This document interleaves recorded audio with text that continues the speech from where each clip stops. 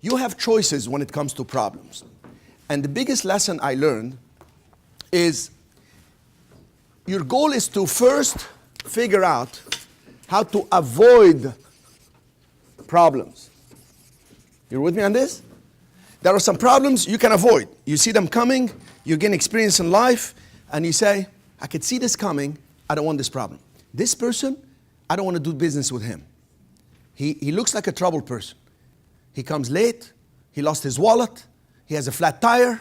This guy's a mess. You understand my point? You avoid this guy because it's going to rub off on you. Even if it doesn't, it's going to affect you somehow. It's cause and effect in life. So I avoid problems. Some other problems I can't avoid. It's just they're here. I have to deal with them. So I have to learn to solve them with finality. With finality. Meaning I want to solve it once and for all. And I want to design a method with formulas. So when that issue comes up, I know exactly how to solve it when I'm under pressure. Because when it's action time and you're negotiating and they're saying this and you're saying that and you got to make it happen, you don't have time to think. It's like fire department. The fire department. Do you know what they teach them in the fire department?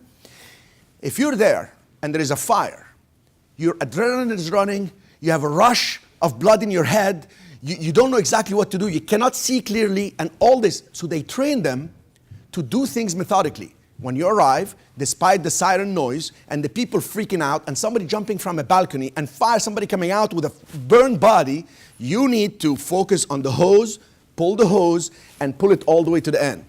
You see my point? They cannot think anymore. They are action time. It's a formula.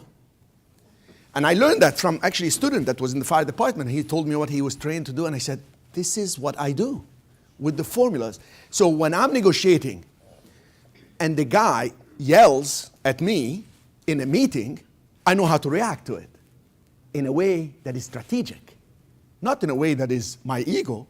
One time I was doing a deal, and two guys are sitting. We're at the Denny's.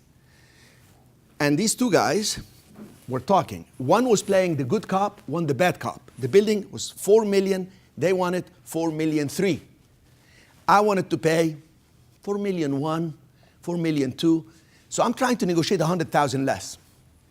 So the nice guy is telling me, Cherif, you like the building, we're ready to go, we got a problem in the court, we don't want to feel like you're taking advantage of us. And I said, I'm talking to him, and now the rough guy is talking very angry at me. Come on, Cherif, if you're not going to give us the money, we're going to go. We're going to go, we don't have time for this, we're not going to go back and forth. So the other guy started talking, so I said, I'm going to talk to the reasonable guy. So I turned around to talk to the reasonable guy. I said, you know, Aaron, and this guy grabbed my face, and said, I'm talking to you. So now just imagine, okay? Two people. I'm looking at this guy, and they grab my face, and he said, I'm talking to you. Like, look at me. What happened? The whole Denny's got quiet. Okay? You could only hear the background music. Because everybody looked at this guy screaming at me, grabbing.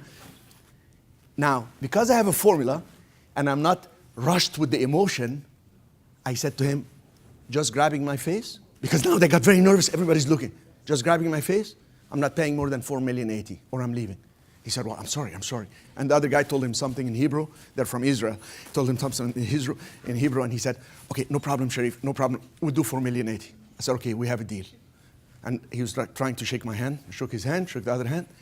It cost him, instead of 4.3, $4.80 million. He lost $220,000 for grabbing my face. Go ahead, grab it. Yeah, but you understand my point? So I stay focused. Be like a compass. They turn you this way, that way. There's a problem, but you want to know what you want at the end. You cannot be thinking, what do I want in this situation? You got to come in. No, you cannot pick up the phone to talk to somebody unless you want to know how this conversation is going to end. Otherwise, you're wasting your time and their time. So there is always the ideal scenario and the ideal scene. And if you don't know what that is, you're lost.